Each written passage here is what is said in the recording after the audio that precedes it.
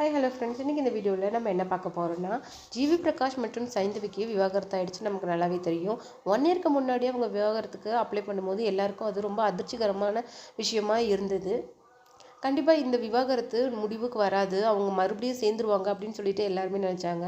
ஆனால் அவங்களுக்கு ரொம்ப சீக்கிரமே விவாகரத்து கிடைச்சிருது. குழந்தை அன்வியை சைந்தவியே பார்த்துக்கலாம், அதில் எனக்கு எந்த விதமான பிரச்சனையும் இல்லை அப்படின்னு சொல்லிட்டு ஜிவி சொல்லிட்டாரு.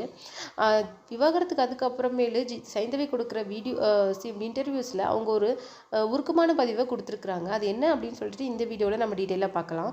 வீடியோக்குள்ளே போகிறதுக்கு முன்னாடி நீங்கள் நம்ம சேனலுக்கு புதியவராக இருந்தால் மறக்காமல் சிவி ட்ரெண்டிங்கை சப்ஸ்கிரைப் பண்ணிவிடுங்க. வாங்க வீடியோக்குள்ளே போகலாம். ஜிவி பிரகாஷ் மற்றும் சைந்தவி 2 பேருமே நல்ல ஒரு ஃப்ரெண்ட்ஸ். அது மட்டும் இல்லாமல் 13 இயர்ஸ் வெட்டிங் லைஃப்பில் இருந்திருக்கிறாங்க. 2 பேருமே நல்ல மியூசிக் பார்ட்னர்ஸ். நிறைய கான்சர்ட் ஒன்றா பண்ணியிருக்காங்க. அது இல்லாத நிறைய உருக்கமான பாடல்களை சைந்தவி பாடியிருக்காங்கன்னு நமக்கு நல்லாவே தெரியும். அவங்க ஒரு உருக்கமான பதிவை கொடுத்துருக்காங்க. அது என்னன்னு சொல்லிட்டு பார்த்தீங்கன்னா, எனக்கு என் அம்மாவை ரொம்ப பிடிக்கும். எந்த அளவுக்கு அப்படின்னா, என் பாப்பாவை பார்த்துக்கிறதுக்காக நான் ப்ரெக்னெண்ட்டாக இருக்கும் போதே அவங்க தன்னுடைய வேலையை ராஜினாமா பண்ணிட்டாங்க. அவங்க வேலை அப்படிங்கிறது அவங்களுக்கு ரொம்ப பிடிக்கும். கிட்டத்தட்ட என்னுடைய ஃபர்ஸ்ட் ஹஸ்பண்ட் அப்படின்னு சொல்லிட்டு அவங்களுடைய ஒர்க்கை அவங்க சொல்லுவாங்க. அந்தளவுக்கு தன்னுடைய ஒர்க்கை அவங்க நேசிப்பாங்க. எனக்காக அம்மா அந்த வேலையை விட்டுட்டாங்க.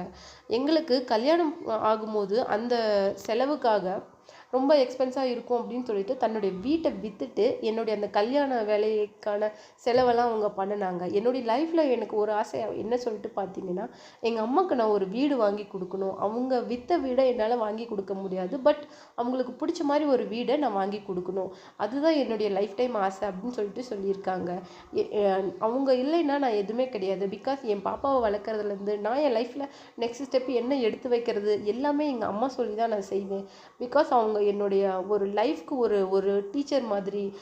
எனக்கும் சரி என் பாப்பாவுக்கும் சரி என்ன நல்லது பெஸ்ட்டாக இருக்கணும்னு சொல்லிட்டு எங்கள் அம்மா செலக்ட் பண்ணுவாங்க. எப்பயுமே அவங்களுடைய சாய்ஸை தான் நான் ஓகே பண்ணுவேன் அப்படின்னு சொல்லிட்டு ரொம்ப ஹாப்பியாக சொல்லியிருக்காங்க.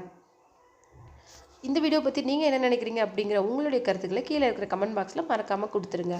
மறக்காமல் சிவி ட்ரெண்டிங்கை சப்ஸ்கிரைப் பண்ணி ஃபாலோ பண்ணிடுங்க.